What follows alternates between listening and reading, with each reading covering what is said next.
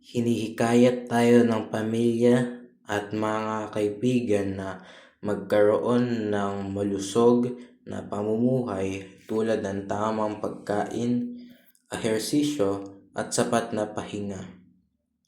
Ang kanilang suporta ay nakababawas ng stress at tumutulong sa mas malusog at masayang buhay.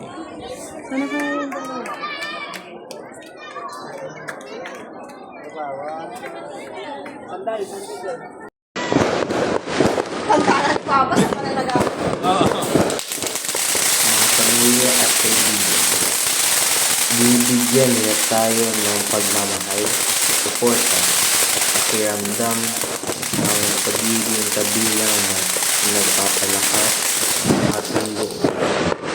Nariyan sila upang makinig, umunawa at magbigay ng lakas kapag tayo ay nalulungkot o mahihirapan. Yep, yung video. Ang pagbabahagi ng masasayang sandali kasama sila Magdidita ko yung mga pangalan. Pero mga maganda tayo. ungay. Yan.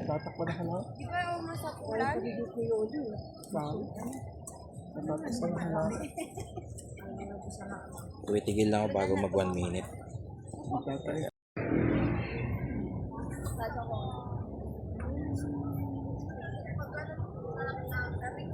Tayo, Pao.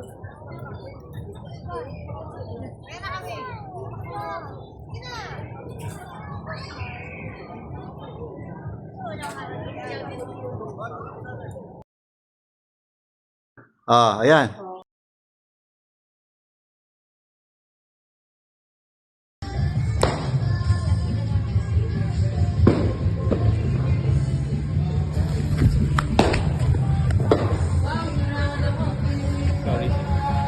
Kinabahan ako.